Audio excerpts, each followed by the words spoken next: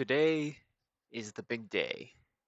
The Ethereum ETFs are either going to be approved or obviously denied, and they could be approved later on if they're denied, so it's not much of a worry, it's just going to be a little delay. But with a high chance of them being approved, some things that I would like to warn you about uh, that I'm obviously going to talk about in this video. So the biggest thing is, yes, it's bullish in the long term because it gives access to Ethereum, like people can buy Ethereum from their brokerage account, specifically in the US.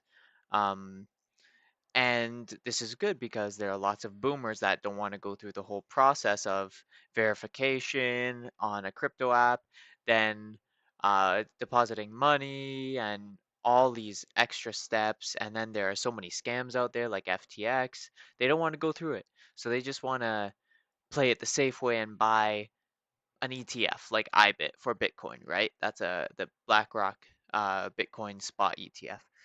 But one very important thing to look at is what happened during the Bitcoin ETFs.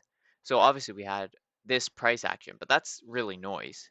What I want to focus on is these massive moves up, the days that had massive inflows. Now, it's hard to say this, but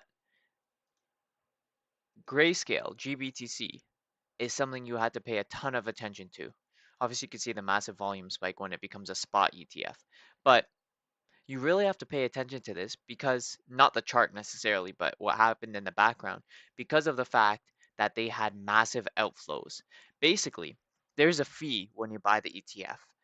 Every other company was 0.25% or lower, and Grayscale was 2.5%. The reason why? They already had a stock before. This was a Bitcoin futures ETF, and then right here it gets changed to spot ETF. So the problem is everyone had this stock already, and they had massive capital gains. So when it became a spot ETF, people would sell GBTC and buy something like IBIT that had a 0.25% fee, and they would save a lot of money over the span of a year, right? Now, the problem with Ethereum is the same thing can happen, and potentially even to a bigger extent. So, ETH is the Grayscale Ethereum Futures ETF. This will be converted into a spot ETF once they are approved, or if it's approved. Um, so, what will happen again? Well, if they keep their fee high, then that's bad news. We could see significant outflows, and that could hinder the performance of Ethereum. It won't only be up, um, especially because Ethereum is a less popular coin. So for Bitcoin, you really had these periods up, and then this was all caused by GBTC outflows, really. And then even this down period was GBTC outflows. So if there were no GBTC outflows, I mean, we would probably be over 80K right now, probably over 85K even. Now for Ethereum, there are going to be less inflows likely because Bitcoin was obviously more popular, I think. So I think Ethereum will have fewer inflows compared to Bitcoin.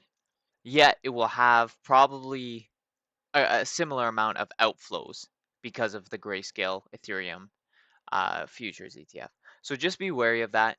If they make their fee lower, because I know they just got a new CEO, so if they lower their fee for the Ethereum ETF and maybe make it 0.25% and it's competitive, then that would be the best setup for Ethereum ever.